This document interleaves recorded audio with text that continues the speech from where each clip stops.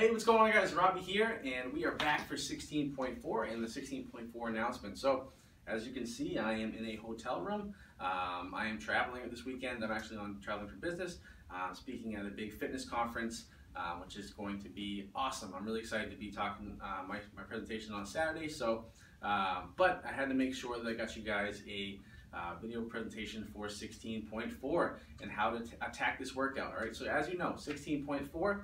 It's a 13-minute AMRAP. Okay, it's not really as many rounds as possible. It's going to be as many reps as possible in this workout. Okay, so really important. Okay, with those 55 deadlifts. All right, 225, 155 for the ladies, 55 wall balls, 55 calorie row, and 55 handstand push-ups. All right, so it's really important you're pacing this workout correctly. Okay, so when it comes to those deadlifts, it's really important you don't do a big crazy set. Okay, because it's going to come back to bite you, especially on the wall balls and on the rowing. Okay, I would suggest maybe a set of 15 to start, 10 to 15 to start, and then breaking it up from there. Okay, if you are a deadlift monster, okay, and 225 is not too bad for you, or 155 is not too bad for you. Okay, you can maybe get a little bit more, maybe 20. All right, but I would really recommend not going all out and breaking those reps up as much as you can. Okay, now wall balls, a little bit of a different story. Okay, you want to break these up. You still want to break them up, okay, but the key here is to make sure you get a big chunk, all right, out in the beginning. So a set of 20 would be awesome. 25 might even be better, okay? The key here, though, is to do a set and to break it up so that you don't smoke your shoulders when it comes time to do those handstand push-ups, all right? Now, when it comes to rowing, calorie row, remember, it's different than a rowing on 4 meters.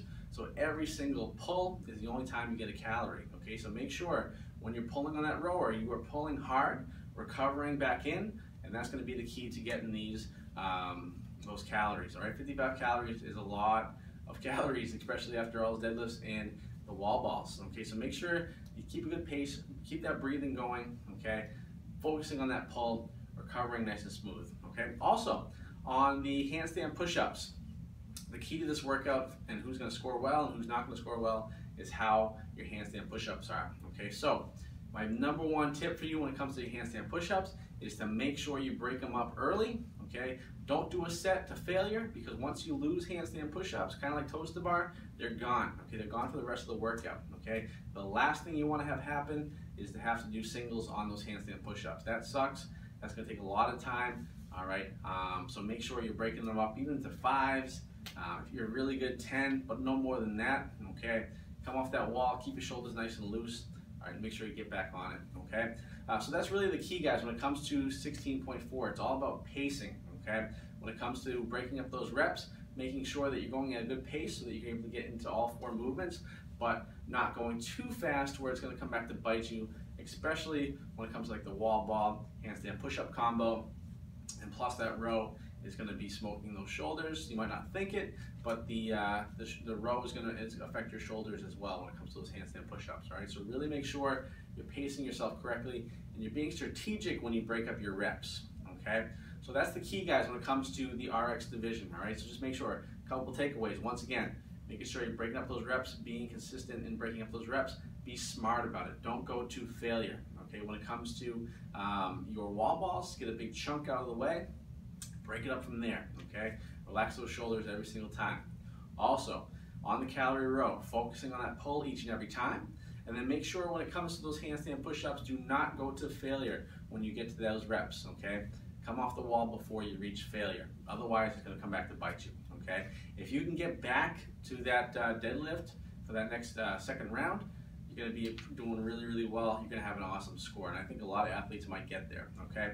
So that's my analysis for the RX division. Now, let's switch gears here and talk about the scale division, all right? So I'm really excited about the scale division this week because you guys have an actual workout, okay? They actually put some thought into it, which is great.